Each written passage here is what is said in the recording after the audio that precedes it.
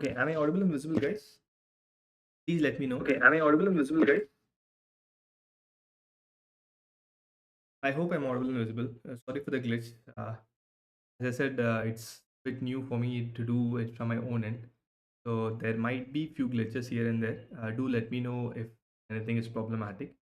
If nothing is a problem, we will be able to continue many things in this platform in my personal YouTube channel. We'll go ahead and discuss quite a few things regarding pathology and medicine. Thank you, Sweet. So what we're going to discuss today, as I said, is we're going to talk about breast pathology, right? I will go with have it in multiple tiny sessions so that you can easily consume the knowledge whatever we're going to discuss and might try to remember it for a longer time rather than loading many things for you. I thought I'll take little by little bit, fine. So first and the foremost thing for anything in pathology is I want you to guys to know the physiology, the histology properly. Once you are done with that, the rest of the pathology is very simple, right? So the difficult part is knowing about the histology and the normal anatomy and everything, right? So first, I'm sure you must have seen these images. This image particularly, you must have seen them in both in Robbins as well as if you remember Chaurashia. This is one of the famous images in Chaurashia, right? The anatomy, the gross anatomy of the breast parenchyma. So if you take this gross anatomy of the breast parenchyma, there are few structures which I want you to remember. This particular image is not from the new edition of Robbins, it's from the old edition of Robbins because this image is much more useful for me to extrapolate to things rather than the new image which is kind of changed it. Fine. Great, Satya. So if you look at this image, see here you have the nipple areolar complex. This is just a normal anatomy here. And to the nipple areolar complex, lots of lactiferous sinuses and ducts come and join, right? And this part is the functional unit of breast parenchyma. Can anyone tell me what is the functional unit of breast parenchyma called as? Any name given to that? Some of you might have heard about them. In short form, we call them as TDLU, which stands for Terminal Duct Lobular Units. I'll be using the same short form forever. It's just TDLU, Terminal Duct Lobular Units, right? So all these things, which are tiny acini-like things, all of them create or secrete the milk. That milk will be slowly transmitted here through the lactiferous sinus, goes where outside the nipple areolar complex, right? This is what happens in a normal breast parenchyma, fine? So in TDLU is where I have the epithelial cells. The epithelial cells of the breast lies down in the TDLU. If this is true, tell me what all lesions can come from TDLU or the terminal duct lobular units. The epithelium stays in the TDLU. So what are the lesions which are possible in the TDLU? Because this anatomical knowledge is very important for me to extrapolate to mammogram, to microscopy, everything. Anyone? The first and the commonest thing is most of the carcinomas, because the epithelium is there, right? So almost every carcinoma, every hyperplasia, be it typical, be it atypical, everything comes from my TDLU only. The breast cancer comes from TDLU. The atypical hyperplasia comes from the TDLU. Page's disease, we'll have a look at it, Satya, soon, because Page's disease is kind of a long process, right? It's not from the TDLU. It's mainly the lactiferous larger ducts when they involved. I might have Page's disease. All the hyperplasia comes from TDLU.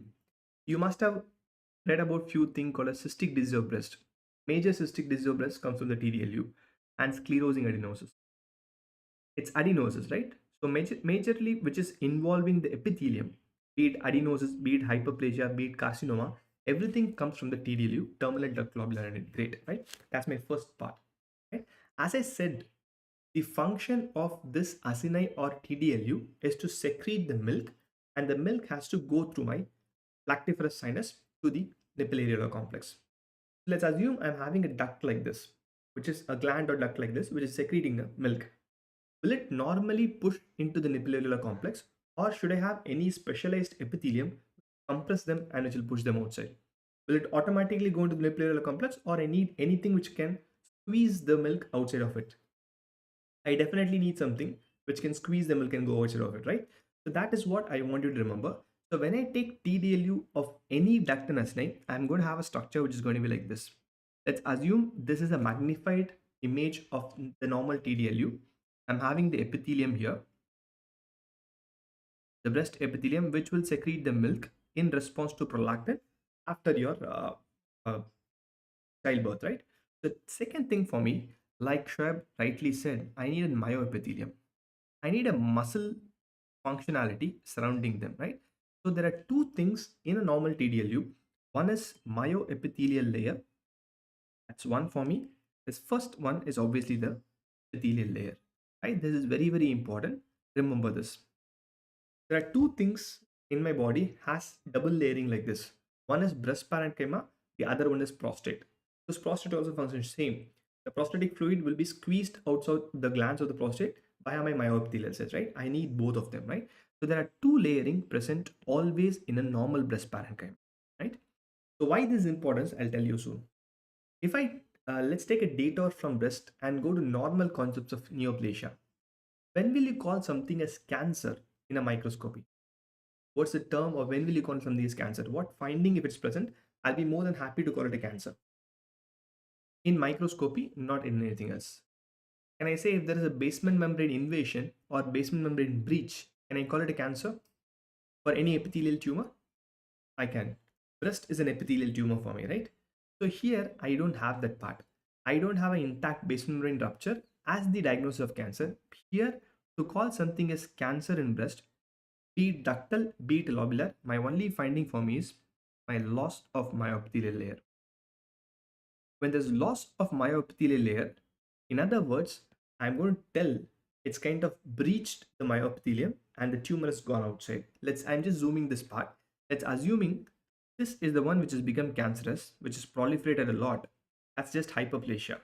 When the same proliferation goes outside, it's going to go like this into the stroma.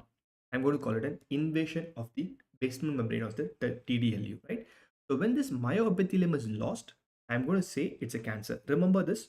This is for both the things, both for your prostate, loss of myoepithelial layer makes it a cancer, as well as both for your breast, loss of myoepithelial layer makes it a cancer, right? And if at all asked, remember one IHC. P63 is a very good IHC for myoepithelial layer. I am using P63 because you must have read it for squamous cell carcinoma. The same thing, if it is present, it's not a cancer.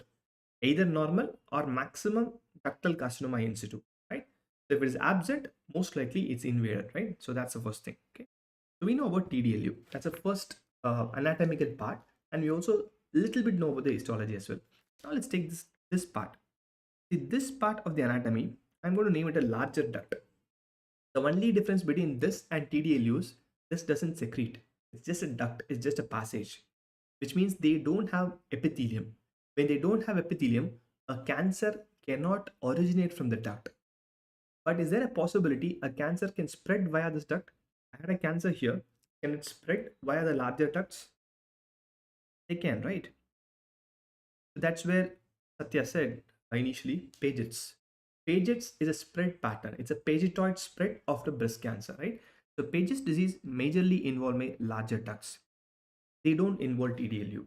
The tumor comes from the TDLU, they spread into the nippleareolar complex via the larger ducts. And I can have squamous metaplasia of a larger duct.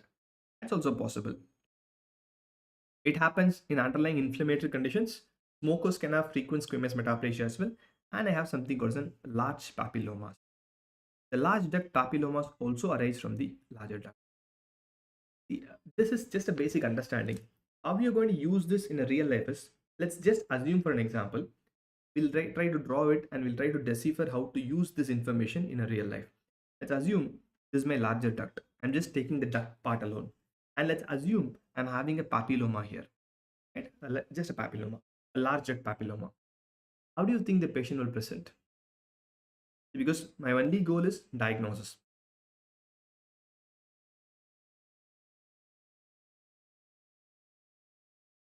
Can this papilloma undergo necrosis?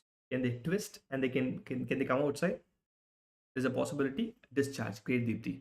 What about discharge? Will it be serosanguinous? Will it be milky? Will it be serous? When I say serosanguinous, it's blood mixed. This might undergo necrosis because it's stalk, right? Every papilloma will have stalk. It might twist, it might die, and this dead papilloma cells can come outside as a nipple discharge, most likely a bloody nipple discharge. They might present a bloody nipple discharge, or they can present as a simple nipple discharge as well, right? So not always when you have a bloody nipple discharge, it's cancer. It could be just a papilloma also of the duct, where you must have read in your surgery, you do a microdocotomy or remove that duct ectasia, same thing. I'm going to do a microtocotomy and I'm going to remove that, right? Let's assume duct ectasia, right? So duct ectasia is also going to come from the larger ducts only. We are just going to understand why each and every word in medical science is used because we know the basics, that's all, right? If you remember duct ectasia, tell me what is the clinical symptom you must have read in your surgery textbooks for duct ectasia. Any one thing which comes to your mind. We'll try to easily extrapolate with a normal understanding. Duct ectasia, what finding will be there in the patient as a symptom? Most of you must have read about a greenish discharge from the nipple, right? Generally, duct ectasia in an MCQ as well, when you have a question option saying a greenish nipple discharge, I'm going to think of a duct ectasia, right? Let's assume why it is green in color. Let's see why it is green in color. I'm having an ectatic duct. So can I say the duct is being destroyed so only it becomes ectatically dilated? This is my normal duct. Because of some mode of destruction, it's becoming ectatically dilated. Yes, this is the understanding of duct ectasia. The simple terms. For me, if something is ectatically dilated, can I have secretions pent up inside? The normal function of the duct is to send the secretions outside. Here I'm having a dilated duct. Will the secretion stay there inside? They will. Anything staying in a particular place, will it elicit inflammation? They have to elicit inflammation, right? If I'm going to have inflammation, I'm going to have your neutrophils coming inside. The neutrophil granules, the inflammatory cell granules will have a greenish color, greenish yellow in color. If you had any sore throat, you will spit out sputum which is having a greenish yellow tinge. The same thing happens here. That's all. So there's an inflammation here because of the pent up secretion which goes outside and gives the greenish discharge. These are nothing but the granule contents. The granules color of WBC is green in color. That's what looks like a greenish discharge. This is theory, but in real life, green is very, very difficult to appreciate. Unless and until it's a very, very frank inflammatory condition, patients comes during the peak of inflammation, I can see this color. Otherwise, I see this discharge. Sometimes the destruction can be so acute, you can also have a blood mixed discharge, right? So these are the reasons why I have the clinical presentation. You know a disease, you can understand the pathogenesis. If you understand the pathogenesis, you can easily know the symptom. It's inflammation present. That's what the reason. So can a duct ectasia patient have pain? Will there be pain involved in duct ectasia? Definitely, right? There'll be subareolar mass-like condition. There'll be a little bit of induration, discharge, and associated with a bit of pain. That's how a patient with duct ectasia are present. And surgery, they'll teach you how to identify them and how to treat them. It's very, very simple, right? That's the second part.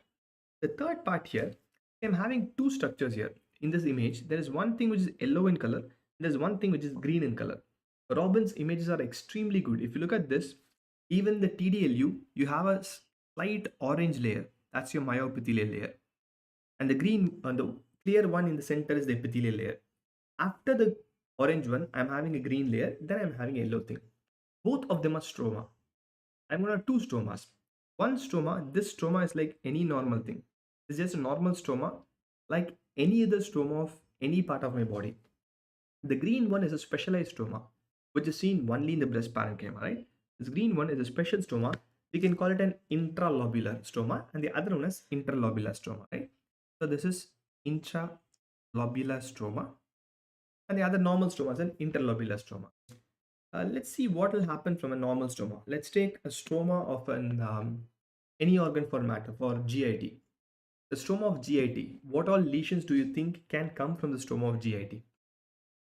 Can I have hemangiomas in GIT from the stroma? Because there'll be blood vessels. Obviously, can I have hemangiomas, right? Can I have fibromatosis in the GIT stroma? I can have. Can I have any sarcomas in the GIT stroma? I can have. The normal breast parenchyma will have lots of fat. Can I have fat necrosis from the stroma? Lipoma from the stroma? I can have, right? Fab, you're right in calling GIST, but I don't have the origin cells in breast, so GIST might not be possible. The general common things are definitely possible from an interlobular stroma. From a normal stroma, like any other duct, any other organ, I can have hemangioma from here. That's one. You can have sarcomas from here. Obviously, a breast stroma is rich in fat. I can have lipomas. And also you can have your fat necrosis. We look at the fat necrosis soon. We will try to extrapolate few things and we'll understand a little bit more better. When I take interlobular stroma, I said intralobular is nothing but specialized breast stroma. There are two conditions which are arising from the stroma of the breast, which is the commonest benign tumor which comes to your mind with regards to breast parenchyma. I'm sure you know that. The one which is very tiny, extremely mobile, called as a breast mouse. We call it an fibroadenoma, right? The fibroadenoma arises from the specialized intralobular stroma. Pilots also arises from the specialized intralobular stroma, right? There are two things here. I'm writing FA for fibroadenoma and I'm going to have pilots. So these two arise from your intralobular stroma, right? I'll just go to this picture again. Maybe I'll erase all of them and let's see if you're able to understand it better, right? Or maybe I'll use one more thing, the same image but in a different place. This is just for us to revise, right? Yes, sure. Mesenchymal tumors can easily be present in the breast. Sarcoma is nothing but a mesenchymal tumor. Fibromatous is nothing but a mesenchymal tumor. Any organ in my body where there is mesenchyme, they can have a mesenchymal tumor. Okay. Okay. So the same image, we'll have a quick recap because see, this understanding is very, very important. Once you understand this, everything else is very easy for me, right? Let me ask you a few questions. I want you guys to reply for that, right? What is this structure called as? Just fast answers. What is this structure called as? It's a normal TDLU, right? Terminal duct lobular unit of breast, right? That's normal TDLU. In a TDLU, there are how many layers? One or two? Just type your answers, whatever comes to your mind. You might be right, you might be wrong, doesn't matter. In normal TDLU, how many layers of epithelium do I have? I'm going to have a single epithelium and I'm going to have an outwards myoepithelial layer, right? Perfect. So great. So if I'm having a condition which is being described in the microscopy as absence of myoepithelial layer, I'm talking about a hyperplasia or I'm talking about a carcinoma. My microscopic finding reads as absence of myoepithelial layer. I'm talking about a cancer grade. If there's no myoepithelial layer, I'm going to think about a cancer. Can anyone tell me one immunohistochemistry marker for a myoepithelial layer? We did read them. I did tell you one IHC for a myoepithelial layer.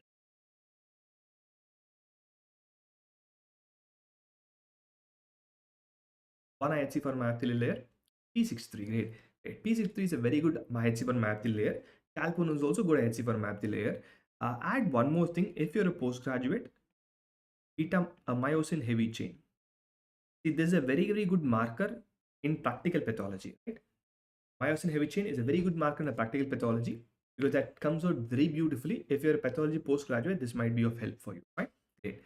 Now, this part of the breast parenchyma, I'm going to name it as larger ducts. So larger ducts, can any one of you name at least two diseases which can arise from the larger duct of the breast parenchyma? Any two things which comes to your mind?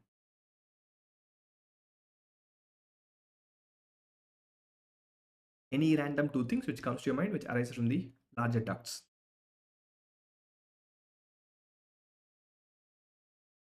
Okay, when I say adenoma nixon, it always has a little bit of involvement of my TDL. It's adenoma, it's proliferation, right? Larger ducts might have pages, which is the route of spread, can have duct ectasia like Aman said, right? And I can have squamous metaplasia as well from the larger ducts, right? You can have duct ectasia, large duct papillomas, and your pages from the larger ducts. Great, perfect. So here, the green one, which is just surrounding my TDLU, is a specialized stroma seen only in the breast parenchyma. This is called as an intralobular stroma or an interlobular stroma. What will you name them? The green ones, intra or inter? That's a specialized stroma of breast. I'm going to name them intralobular breast stroma, right? And can any one of you tell me what lesions can come from intralobular breast stroma? It's intralobular, great. What all lesions can come from intralobular breast stroma? Going to have you two classical lesions which can be seen only in the breast parenchyma, which is fibroadenoma and phyllos, right? So these are the findings which can happen. Great, amazing, right? So this is what we spent. We spent quite a good amount of time to understand normal. This is a gross anatomical perspective of a breast lesion, right? So now I want you to understand how a TDLU looks so that I can extrapolate in diagnosis using mammogram also, right? Let's take this. I will erase this for now because I might require this to learn something else as well. So this part alone I'll erase just for now. When I take a microscopy, I'm going to have a cut surface of the TDLU. Microscopy TDLU looks like this. This entire thing, just imagine this part is this part. The acini, which has been cut like this, right? So I have tiny, tiny, tiny duct globular units. This is what I'm going to label as TDLU. Okay? This is a microscopic structure. Now tell me yes or no. That's enough for me. If I'm going to have a cancer of one of this, will this structure become big? Let's say that this part of the TDL alone has changed into a carcinoma. Will it become big? Is there a possibility of that to happen? Yes or no? There's definitely a possibility of that to happen, right? I'll have epithelial hyperplasia that will become pleomorphic, that might invade the basement membrane and it can go outside, right? So just for understanding, I'm going to draw them big. Again, just for understanding, I will draw the rest of them like this, small. The tiny, tiny rounds here are the normal component of TDLU, and the biggest round here for me is the cancerous thing, right? Let's assume I'm having epithelial proliferation, like anything, too much of epithelium, right? It's become carcinomatous. Okay? So, is there one more possibility? If I'm having so much proliferation in a lesion in the microscopy, is there a chance of necrosis? Yes or no? It's growing very fast haywire. Is there a chance of necrosis? Yes or no? There is definitely a chance of necrosis, right? Perfect. Let's go back now to the first chapter of general pathology. When I am going to have necrosis, what is the most common ion in a patient with necrosis? Let's assume there is necrosis. Pink color is the general color we apply for necrosis. I'm having necrosis here. What is the most common ion in a necrotic area? Sodium or calcium? It's obviously calcium, right? Perfect. So here, let's call this lesion as Comedo necrosis, because Comedo is the tip necrosis, right? Or a Comedo DCAS, right? Let's just name it now, right? So in this, like you said, there'll be lots of calcium. It's in the center of a duct. Calcium cannot be washed away very easily because there's no blood supply going to the center of the duct. So is there a possibility this calcium can stay there for years together, and can they undergo dystrophic calcification? Yes or no? Possible? They can definitely undergo dystrophic calcification, right? We will keep that in mind here. In a comedo necrosis, there is a possibility of dystrophic calcification. Like you guys said, I didn't tell anything, right? So now, this part of the breast, what we are seeing, is a microscopic image. If I zoom out into a naked eye, will I be able to see any of these? The very tiny image. If I'm going to zoom it out into a naked eye, can you see the TDLU in a naked eye? You can't, right? Because they are very, very tiny structure. Not possible for me to see them in a naked eye. But when I do an X-ray finding and radiological procedure, can I pick up the tiny calcifications in a naked eye? Is it possible? Possible? That's possible, right? So this calcification on a mammogram will be extremely tiny. If you remember your BIRAT scoring seen in radiology, you will tell that whenever you see microcalcification, this is microcalcification. See, this is my entire breast parenchyma where I am having extremely tiny calcification. Just for us to extrapolate, let's say that these are all my TDLUs, my terminal duct globular unit. The center of the terminal duct globular unit, I'm having calcification, microcalcification. So whenever any radiologist sees a microcalcification, they should alert the surgeon saying that there is a possibility of necrosis in a very, very tiny structure. So there's more chance of having a cancer. I'm not saying it is a cancer. There is more probability of having a cancer. Please take a biopsy. This is what in mammogram microcalcification.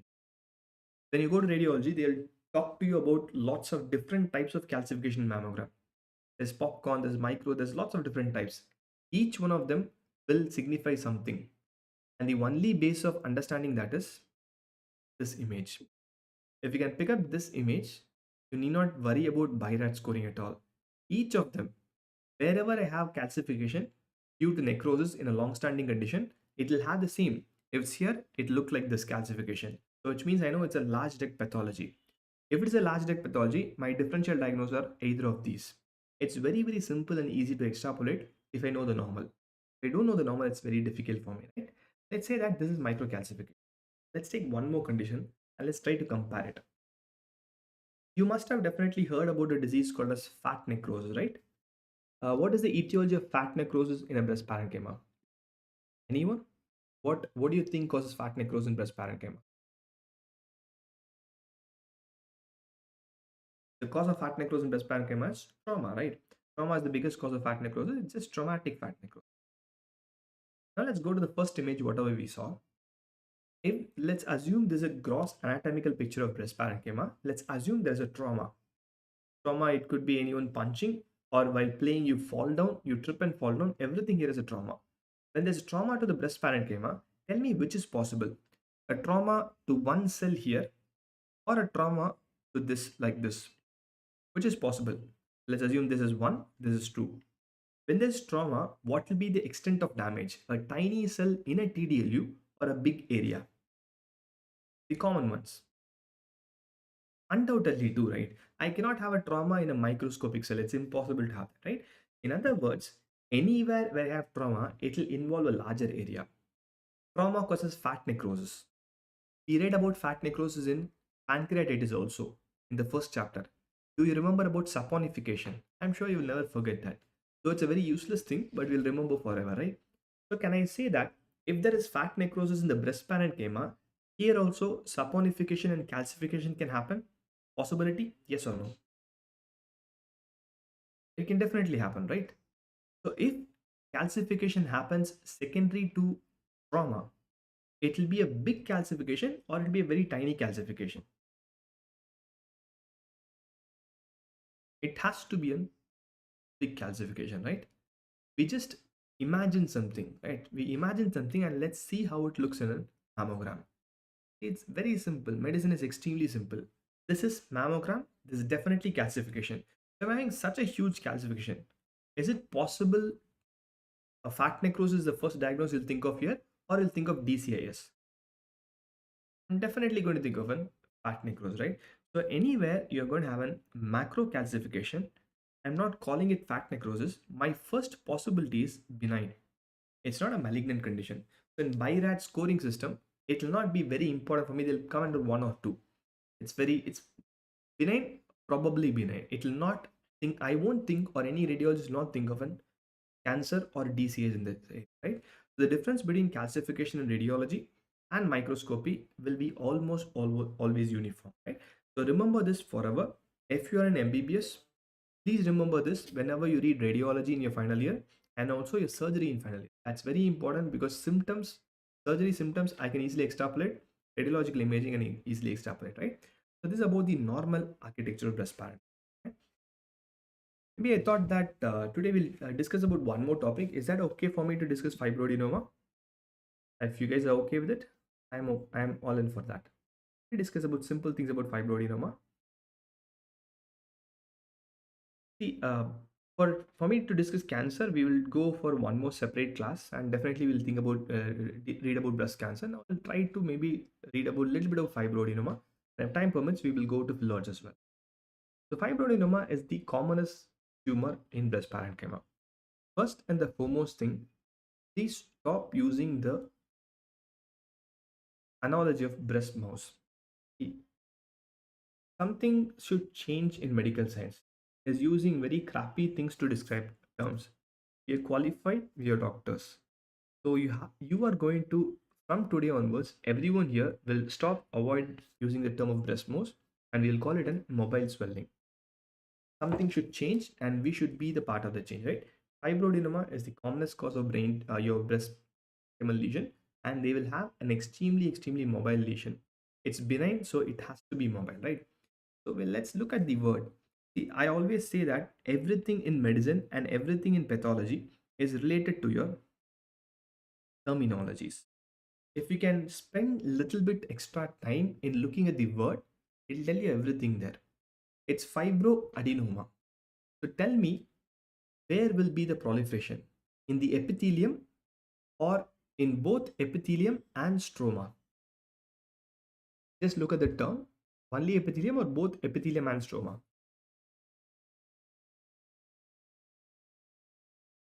It has to be both, right? It has to be both. I'm having the term fibro and adenoma.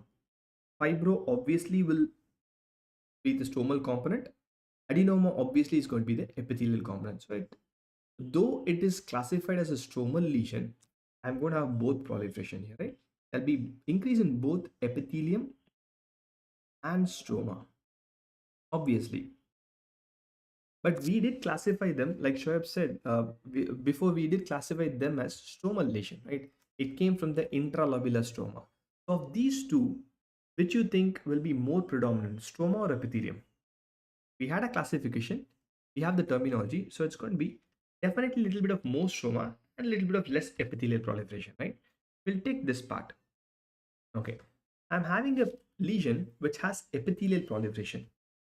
Is there a possibility this epithelium can respond to hormones? Possible, not possible? An epithelial proliferation, will it respond to hormones? It's a breast parenchymal epithelium, it will definitely respond to hormones, right? So if you have an, let's say, an pregnant woman who's coming to you and you had a 2 centimeter lesion before at the first trimester of pregnancy, second trimester, can it increase in size? It will increase in size. So this knowledge I need to have. It will definitely increase in size because epithelial component will obviously proliferate due to changes in the hormonal status of the women. It grows during pregnancy. Same like what we read in meningioma. Wherever there's progesterone receptors, they kind of increase in size, right? Same thing happens here as well. It will increase in size, and this you have to tell to the pregnant woman, otherwise she's going to be scared, right? It's not a fast growing tumor, but hormonal changes will make it big in size, right? So do remember them. This epithelium, it will respond to hormones. When it responds to hormones, obviously the size will increase during pregnancy. That might be a hint in the MCQ. There might be an increase in size during pregnancy, suggesting it could be an fibroadenoma. Just a point there, right? So we know about fibroadenoma, and we guys discussed that stroma is going to be more predominant, right? Let's take two things. Epithelium, stroma. We are just going to use absolute common sense, right? Which of these two do you think is stronger? Is epithelium stronger or stroma stronger? I want you to imagine. Imagination power is the best what you have got. Undoubtedly, stroma is stronger, right? If stroma is stronger, right? And I just want you to again imagine I'm having a thick stroma and I'm having a very thin epithelium. Epithelium is always in the form of duct or lobule, that's all. So, what do you think will happen to an epithelium when the stroma is becoming more? Will the epithelium or the duct lobule be compressed, or will it still look round? Epithelium always will be in the form of TDLU, the acini, right? Normally, epithelium will be like this. And like you guys said, stroma is going to be here. This is how normally it will be. So if stroma is going to be proliferating more and more and more, what do you think will happen to the epithelium? It obviously will be compressed, right? So when I'm going to have a lesion, this is normal. When it became a fibroadenoma, going to have lots and lots of stroma because of proliferation of it. What happens is my epithelium becomes compressed like this. My epithelium gets caught up in the stroma. So when I get a fibroadenoma gross, when I cut them, can I see compressed slit-like spaces? Like you guys said, there's nothing but an compressed epithelium. It's a very simple common sense. Once you know the compressed epithelium is there, I can extrapolate to three different things. One, my gross. The gross appearance of fibroadenoma will be extremely solid because it's a stromal predominant lesion. It will not be cystic. It's most of the fibroadenoma will be solid only, right? So which means I'm going to have a completely solid lesion with slit-like spaces. That's characteristic finding for fibroadenoma. The slit-like space are nothing but your so the epithelial compression, right? Second, let's assume I'm going to do an FNAC here. Tell me logically, I'm sure you know about FNAC. I put in a needle, try to aspirate whatever can come, spread it on a slide, and I see in microscopy, right? If I think I have a video in the YouTube channel on how to do a procedure on FNAC on a simple fibroadenoma, right? So when I'm going to do an FNAC, when I'm going to aspirate, of these two things again, which you think will come out easily? Stroma, which is strong, or epithelium, which is weak, which will come out easily? Simple logic, don't think too much. Which will come out easily? Undoubtedly, the epithelium, right? Perfect.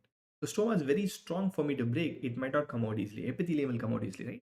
Just now we said that the epithelium was compressed inside the breast parenchyma, right? Now that epithelium is going to come out outside.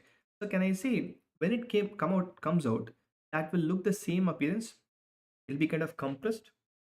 The same epithelium which is there will automatically come outside. That epithelium will look compressed, right?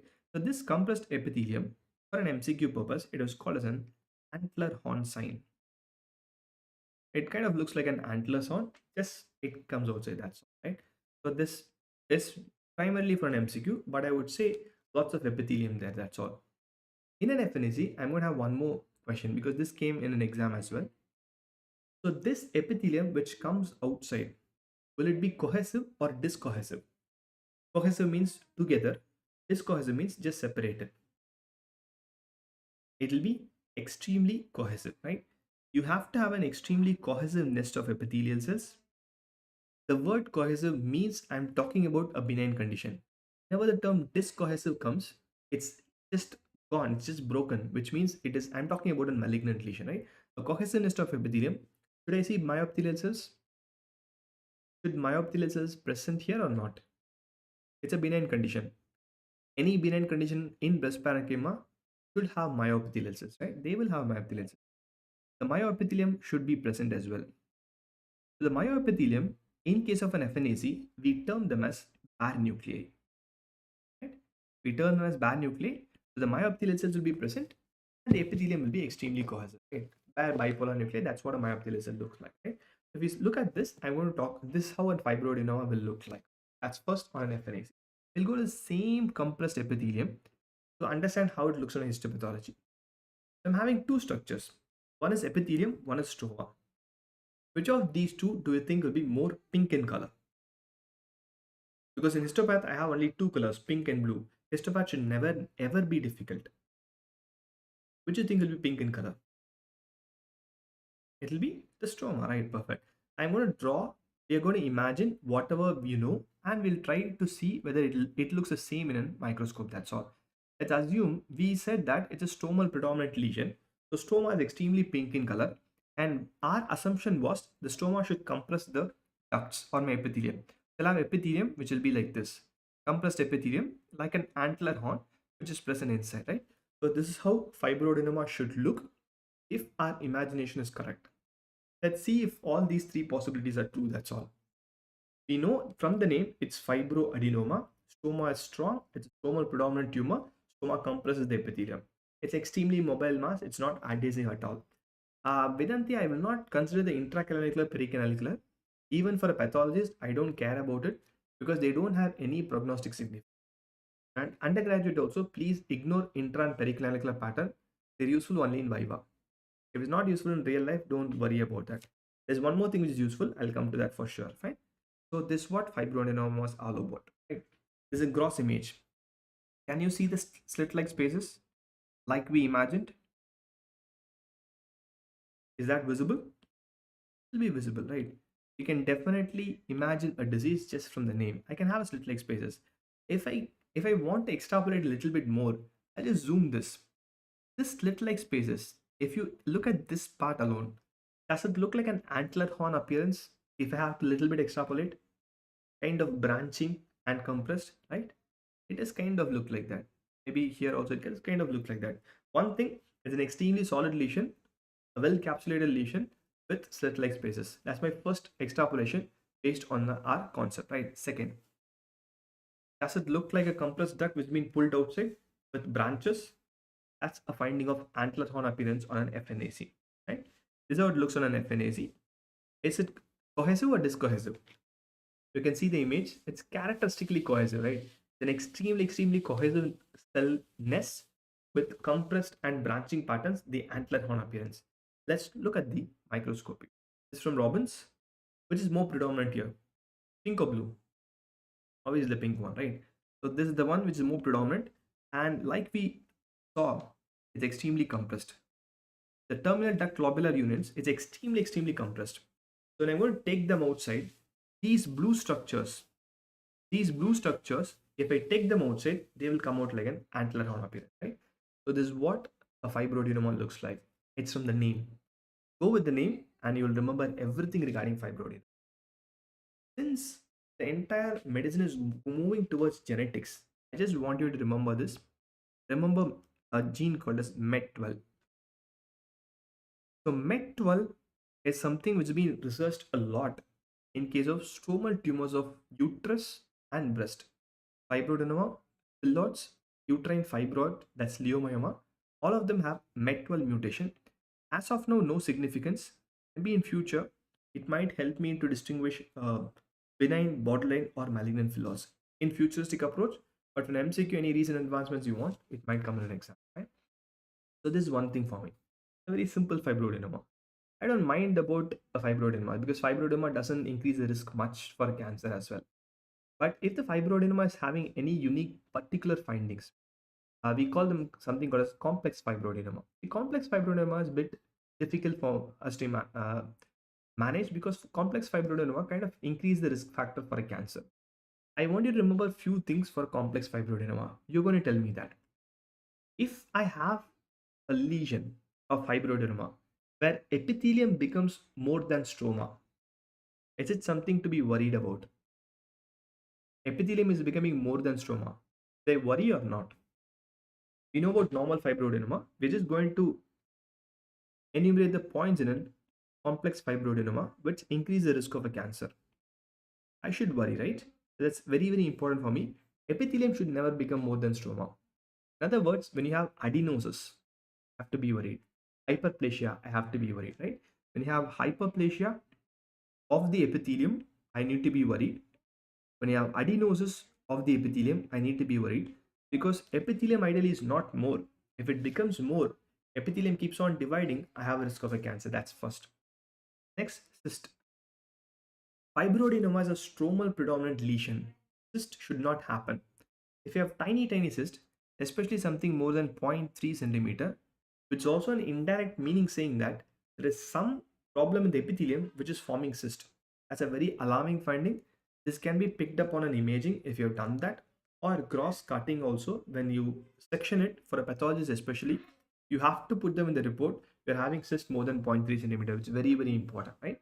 Third, if you see calcifications in an epithelium, will you be worried or not? We know why calcification happen. If you see calcification in the epithelium, is that something to be worried or not? It is something to be worried, right? Because when you have an epithelial calcification, which means it has undergone cell death, only a very fast proliferating cell will undergo cell death. It's something alarming for me. I'll have to put down in the report, right? And there's one more finding called as papillary apocrine change. I'll tell you why is this important for me. I'm having a normal epithelium like this. Let's say this is a normal breast epithelium. When do you think this epithelium will become papillary? Which is this. When the growth or when the cell division is slow or when the cell division is fast. Obviously, when the cell division is fast, right? So whenever the cell division is fast, I always have a worry that it can become malignant. That's the only concern. I'm not saying that if I see any of these four findings, it's going to result in a cancer. There's more chance of resulting in a cancer there because it goes fast and it's an epithelium which proliferates. Who causes the proliferation in the epithelium? Hormones. Hormones will also cause the apocrine change. So is it a papillary change or an apocrine change? My understanding is this epithelium is growing more faster than usual. Be a bit cautious. Right? So you have any of these, I'm going to call it a complex fibroadenoma, which increases the risk of a cancer. When we come to cancer, we'll collate all these findings and we'll create a beautiful table of if we have this finding, there's probability the risk of cancer. If we don't have that, there's a probability the risk of cancer. Right? I think I'll stop it here for today. Uh, we'll soon schedule one more thing for rest of the breast pathology as well. We'll cover phyllodes, we'll cover inflammation, we'll cover breast cancer, we'll cover pages, whatever is required for you, fine? Uh, if you have any doubts, do let me know. If there are no doubts, we'll call it a day. And I wanted to organize pathology quiz for the upcoming International Pathology Day, which happens in November. So there are few things I would require help from you. We want to reach as many colleges as possible. There'll be one thing for an undergraduate and one for postgraduate. We'll start it maybe from the September 5th. We'll go for prelims for 1 or 2 months. and then hopefully, if possible, final, we'll conduct in a live mode. Fine.